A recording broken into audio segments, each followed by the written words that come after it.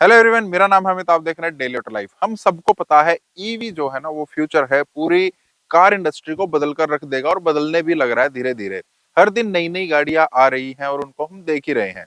लेकिन एक चीज में ना थोड़ा सा मुझे शक हुआ कि अगर फ्यूचर ऐसा है तो फिर फ्यूचर में थोड़ी सी गड़बड़ है।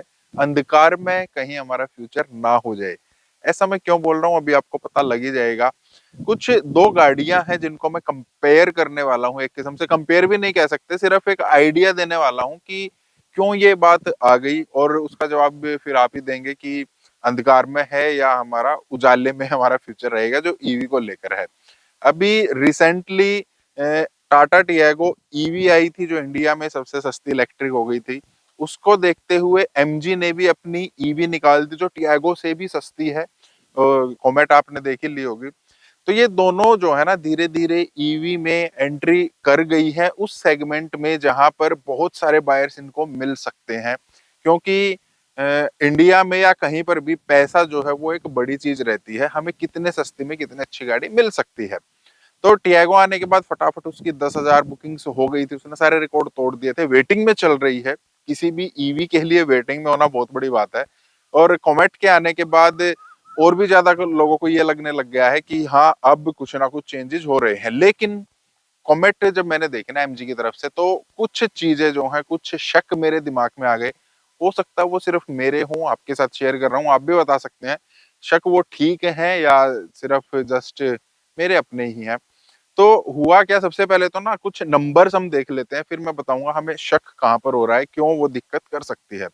नंबर्स में दोनों गाड़ियां जो है प्राइस डिफरेंस आता है। अगर हम नेक्सॉन का बेस वेरिएंट लेते हैं जो शॉर्ट रेंज बोलते हैं, जिसकी रेंज 250 किलोमीटर क्लेम की जाती है, और कोमेट को हम ले लेते हैं, एक ही अभी वेरिएंट उन्होंने दिखाया जिसकी क्लेम की जाती है रेंज 230, तो लगभग दोनों बराबर हम मान लेते हैं, दोनों बराबर हैं।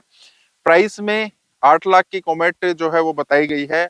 8,70,000 रुपए हम नेक्सॉन को लेकर चलते हैं जो शॉर्ट रेंज वाली है, तो लगभग 70,000 रुपए का डिफरेंस दोनों गाड़ियों में आ रहा है। साइज की बात करें तो साइज में हर तरीके से कोमेट जो है काफी छोटी है। काफी मतलब बहुत ही छोटी आप मान सकते हैं, नैनो से भी छोटी आप उसको गाड़ी को मानिए। टियागो के मुकाबले वो लंबाई में भी छोटी है, चौड़ाई में भी छोटी है, ऊंचाई में हालांकि ज्यादा है। उससे कोई ज्यादा फर्क नहीं पड़ रहा है। और व्हील बेस भी उस गाड़ी का छोटा है। दूसरा, जो उसकी बैटरी कैपेसिटी है वो भी टियागो से कम है।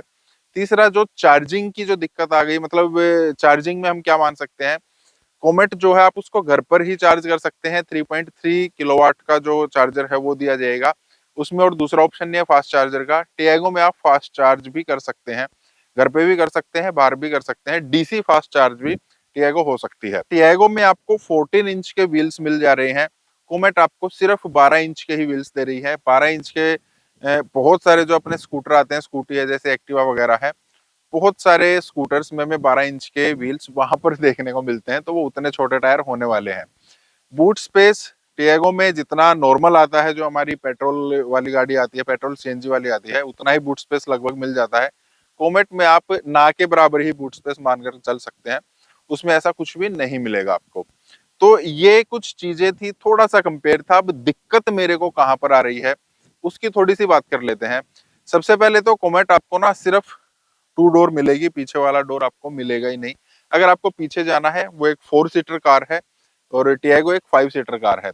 अब आप उस 70,000 रुपए का डिफरेंस ध्यान में रखिएगा, कोमेट में कहाँ कहाँ पर दिक्कत है। अब अगर आपको गाड़ी में बैठना है, कोमेट में बैठना है, तो रहेगा क्या, पहले आपने सामने वाली सीटें जो उसको आगे किया, फिर कोई पीछे बैठा, सेम केस उस साइड में रहेगा। तो पीछे वाले जब भी लोग बैठेंगे ना तो उनको सामने वाली सीट एक्सेस करनी पड़ेगी, जैसे अपनी 7 सीटर गाड़ियों में होता है।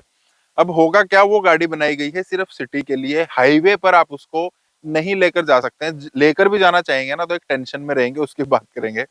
तो हर बार अगर किसी को पीछे बैठना है, सिटी में चलने वाली गाड़ी, अब सिटी में जाएंगे तो बार बार उतरेंगे भी, चढ़ेंगे भी, कुछ काम करने गए होंगे, पीछे अगर बच्चे बैठे हैं, कोई बुजुर्ग बैठे हैं, तो उनको बार बार उतरना भी होगा। और बार बार उनको उतरने के लिए करना क्या है, सामने वाले को पहले उतारो, और अगर उधर ड्राइवर बैठा है तो बार बार ड्राइवर को भी उतरना पड़ेगा। वो उतरेंगे, सीट को आगे करेंगे, फिर वो एक्सेस करेंगे, वो जाएंगे, फिर वो आएंगे। हालांकि आप बूट से भी एक्सेस कर सकते हैं उसको, जब आपको वो पूरा बूट का एरिया बनाना है, कोई बिठाना नहीं है, लेकिन स्टिल ये एक चैलेंजिंग होगा। दूसरा, सेफ्टी को लेकर भी इस चीज में ना मेरे को बड़ी दिक्कत लग रही है।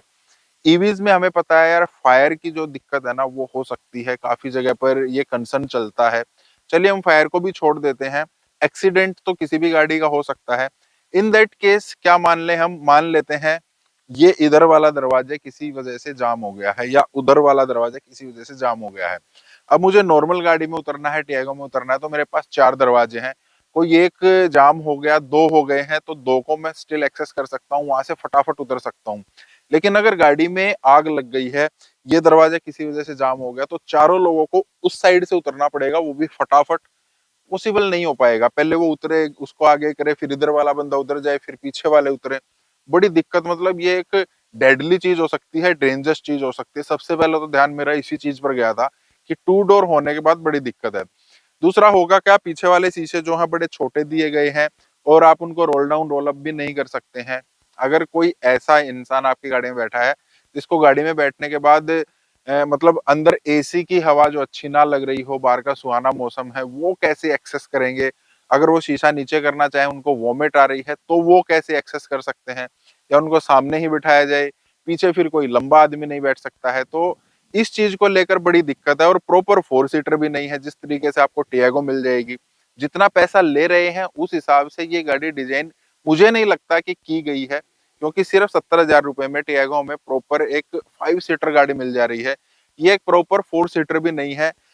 जो लेग स्पेस आप बोल सकते हैं, थाई स्पॉट बोल सकते हैं, वो काफी कम इस गाड़ी में दिया गया है। तो वहां पर मुझे इस गाड़ी से काफी दिक्कत है।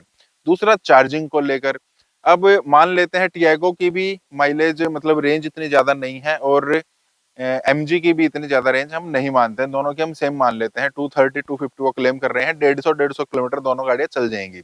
अब आपको मजबूरी में यही वाली गाड़ी कहीं लेकर निकलना है, आप टियागो को तो लेकर जा सकते हैं, कोई बात नहीं, रास्ते में हमें चार्जर मिल जाएगा, फास्ट चार्जर जगह जगह लगे हुए हैं, जाते हुए चार्ज कर लेंगे या आते हुए कर लेंगे।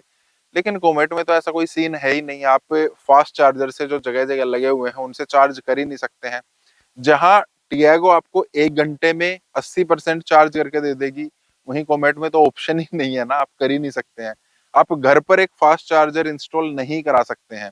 फास्ट चार्जर से टियागो आप लगभग 2.5 से 3 घंटे में चार्ज कर सकते हैं, लेकिन कोमेट में आपको 7 घंटे ही लगने हैं अगर आपको गाड़ी फुल चार्ज करनी है शुरू से, क्योंकि इसमें ऑप्शन एक ही दिया गया है। तो टियागो को तो फिर भी हम कहीं दूर लेकर जा भी सकते हैं, ओवरनाइट कहीं पर रुक भी सकते हैं, या अगर हमें पता है कि 300 किलोमीटर जाना है, 150 किलोमीटर के बाद एक हॉल्ट हम रास्ते में ले लेंगे 1 घंटे का, कोई चाय नाश्ता कर ले, किसी ढाबे पर रुक गए, तब तक गाड़ी चार्ज हो जाएगी, फिर से लेके निकल सकते हैं।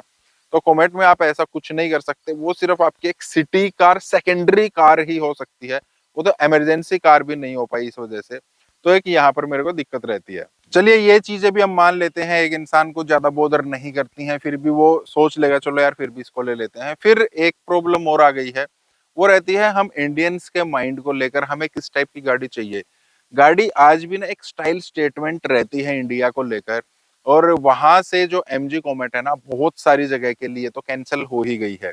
ये एक सेकेंडरी गाड़ी ही रहेगी, और सेकेंडरी गाड़ी में भी ये दिखने में उतनी अच्छी नहीं है। नैनो फ्लॉप इसी वजह से हुई थी क्योंकि उसको लखटकिया 1 लाख की गाड़ी बोला गया था, सस्ती गाड़ी बोला गया था। हम लोग सस्ती गाड़ी चाहे कितनी भी ले लें, चाहे कुछ भी ले लें, लेकिन हमें कहलवाना पसंद नहीं है। हमें उस टाइप की चीप गाड़ी, छोटी गाड़ी लेना कभी भी पसंद नहीं है। इवन हम ले लें तो हमें सुनना पसंद नहीं है। सेम केस इसके साथ भी होगा। बहुत सारे लोग इसको इसी वजह से कंसीडर ही नहीं करेंगे कि ये एक छोटी गाड़ी है, एक 4 सीटर है, मतलब एक प्रॉपर गाड़ी है ही नहीं। वैसे तो हम टियागो ईवी के साथ इसको इसीलिए कंपेयर कर रहे हैं क्योंकि प्राइस लगभग आसपास है, लेकिन वैसे उसके साथ कंपेयर करने का कोई इसका सिस्टम बनता ही नहीं है। ग्लव बॉक्स तक इसमें नहीं है, बूट स्पेस इसमें नहीं है, 4 सीटर भी प्रॉपर नहीं है, अगर देखा जाए तो 2 सीटर ही है। जबकि टियागो आपको बूट स्पेस देती है, ग्लव बॉक्स देती है, 5 सीटर गाड़ी है, चारों दरवाजे भी खुलते हैं, एक दिखने में गाड़ी लगती है। कोमेट टीवी गाड़ी नहीं लगती है। तो अंधकार में फ्यूचर वाली बात क्यों आ गई? अगर ऐसी ही गाड़ी आने वाली है आगे, मतलब इतनी महंगी, और बोला तो जा रहा है यार इसमें आगे बड़ी स्क्रीन है 10 इंच की, एक ड्राइवर के सामने है 10 इंच का इंफोटेनमेंट सिस्टम है, फिर आप ब्रेक दबाओगे तभी गाड़ी स्टार्ट हो जाएगी, वो सब फीचर्स हैं। एक नॉर्मल गाड़ी जो एक ढांचा होता है ना गाड़ी का, गाड़ी की जो आत्मा होती है, जो उसका इंजन है, इंजन की या चलने की ड्राइवेबिलिटी की बात कर लेते हैं, वहां पर भी ऐसा नहीं है कि यार इसने कोई मतलब झंडे गाड़ दिए हैं, हमने पंजा दबाया और गाड़ी उड़कर चल पड़ी है। वहां पर भी ये नॉर्मल ही है, कोई खास वहां पर भी नहीं है, मतलब टियागो के मुकाबले कहीं पर भी नहीं टिक रही है। नहीं तो ईवी गाड़ियां तो ऐसी होती है मतलब पंजा दबाया और निकल गई, वहां भी कोई ऐसी बड़ी चीज नहीं इन्होंने करके दी है। तो पावर भी कुछ खास नहीं है, टॉर्क भी कुछ खास नहीं है, गाड़ी दिखने में भी कुछ खास नहीं है, सिर्फ दो चार फीचर्स डाल के गाड़ी बनाना, वो भी इतनी महंगी, वो ठीक नहीं है। हाँ, ये गाड़ी मुझे लग रहा था 5 साढ़े 5 मैक्सिमम 6 लाख रुपए तक अगर ये गाड़ी आ जाती तो काफी सारे लोग इसको एज ए सेकेंडरी गाड़ी सोच सकते थे। लेकिन अब एज ए सेकेंडरी गाड़ी मुझे लगता है कि टियागो ईवी ही रहने वाली है। जिनको अगर लेनी है, कुछ और पूछना है ईवीज के बारे में, बहुत जल्दी आपके क्वेश्चंस को लेकर ना, जितने भी क्वेश्चन है, चाहे आप ये चाहते हैं कि मतलब बैटरी की वारंटी 8 साल तक की है, तो 8 साल वारंटी कैसे रहेगी, वो कितनी डिग्रेड होगी, ऐसा तो नहीं है कि सिर्फ पहले 100% दे रही थी अब 50% में चल रही है। इस टाइप के कोई भी क्वेश्चन है, या कोई लेकर चला रहा है गाड़ी, कितने लंबे टाइम तक चल जाएगी, हम कैसे चार्ज कर सकते हैं, लंबी ट्रिप कैसे प्लान कैसे करें, बहुत सारी चीजें हैं ईवी को लेकर, कोई भी आपके क्वेश्चन आप पूछ सकते हैं। एक ऐसे इंसान से हम बात करेंगे, कि ऐसे पर्सन से बात करेंगे जो टाटा के ऑफिशियल, जो पुणे में प्लांट चल रहा है ईवी का, उसको विजिट कर चुके हैं टाटा की तरफ से ही ऑफिशियली। तो उनको काफी सारी चीजों का पता है ईवी के बारे में। वो आप क्वेश्चंस अपने पुट कर दीजिए, बहुत जल्द उस पर वीडियो आएगी, आपके क्वेश्चन वहां पर ले लिए जाएंगे ईवी को लेकर। तो बाकी आप कमेंट कीजिए, कमेंट के बारे में आप क्या सोचते हैं इस टाइप की, और वीडियोस के लिए आपकी इस वीडियो को लाइक करना, चैनल को सब्सक्राइब करना। मिलते हैं नेक्स्ट वीडियो में। Thank you, bye bye.